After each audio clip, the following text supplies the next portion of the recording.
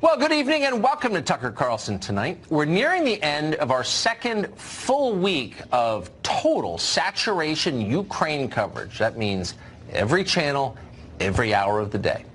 So at this point, you'd think it would be obvious what exactly the fuss is about. After this much talking, you would assume every person in America would understand what crimes Donald Trump is being accused of committing. But no. Even now, the story still feels obscure and strangely light. There's nothing mysterious or weighty about it. We already know all of the facts. There's a transcript. And yet they still don't seem very shocking. And so maybe for that reason, our news anchors have been doing their very best to keep the blood pressure high. The game is boring, so the cheerleaders have to work overtime. Twice as hard. For example, here was MSNBC's best attempt to get you to care. I don't say this lightly. But let's be frank, a national nightmare is upon us. The basic rules of our democracy are under attack from the president. We begin tonight with a series of admissions by the president that all but assures his impeachment in the House of Representatives. This moment should arguably be a national emergency. The founding fathers would have considered it a national emergency if the president publicly lobbied multiple foreign governments to interfere in the next election. It's tough to say lightly, but this is the moment that we're at. Well, I think a cliche bomb just went off. Try to ignore how hackneyed and badly written that speech was. The state of education in this country clearly is in rapid decline. Nobody can write a decent paragraph anymore. Someday we're going to do a special on that. But for now, consider the substance of what you just heard, to the extent there was any. The basic rules of our democracy are under attack. That's what they're telling you. So what exactly are the basic rules of our democracy? Well, the most basic rule of all is that the people rule. In a democracy, the big decisions are made by voters in elections. They are not made by left-wing talk show hosts or by the Washington Post or even by high-level CIA employees acting anonymously as whistleblowers. No. In a democracy, the main decisions are made by citizens casting ballots. That, for example, is how you remove a president, by beating him in an election. That's always the way we did it here in America. Not anymore. So yes, our democracy is under attack. They're right about that. And yet, for all his faults, Donald Trump is not the attacker. But wait a second, they're telling you. We understand how grave a decision impeachment is. In fact, we're praying over it, people of faith that we are. But in this case, impeachment is unavoidable. Soliciting information from foreign countries is corrupt and evil. That's what they're telling you. Okay, fine. But let's at least acknowledge that this standard is a brand new standard. I mean, brand new standard, like 20 minutes ago.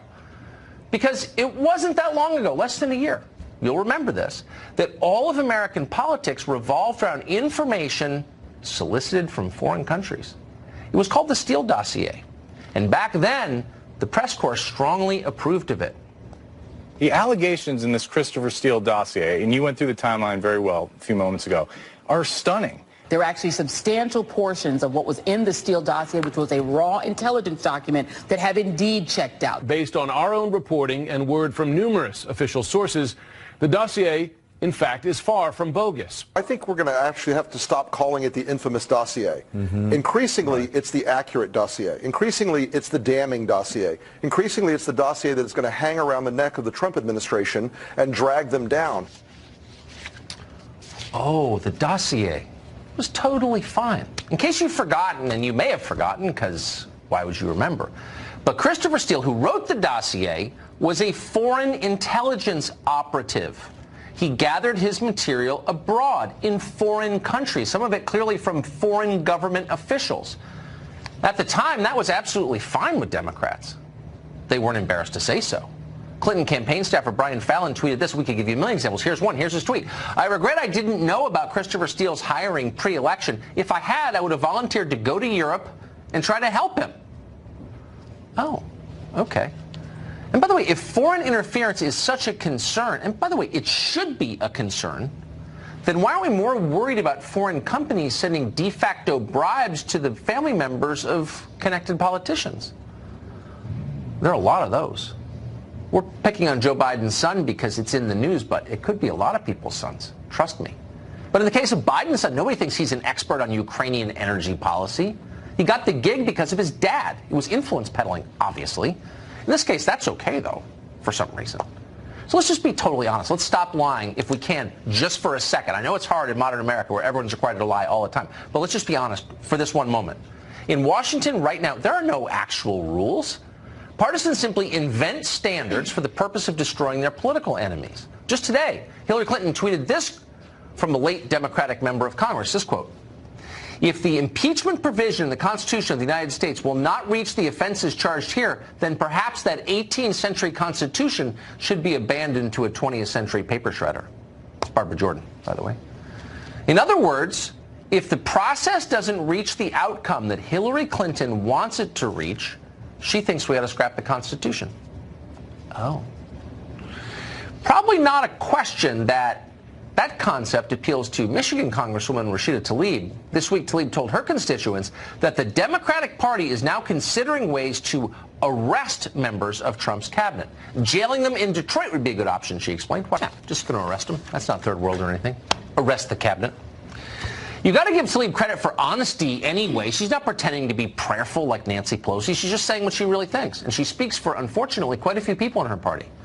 What we're watching here, what you just watched in that clip, is politics itself breaking down. That's not politics, of course. That's not the effort to persuade people, bring them over to your side through reason. No. It's something different. Modern partisans on the left don't want to just win the next election. Electoral power is too transient. Voters might change their mind in the election after that. It happened, by the way, in 2016. Democrats don't want to take that risk again.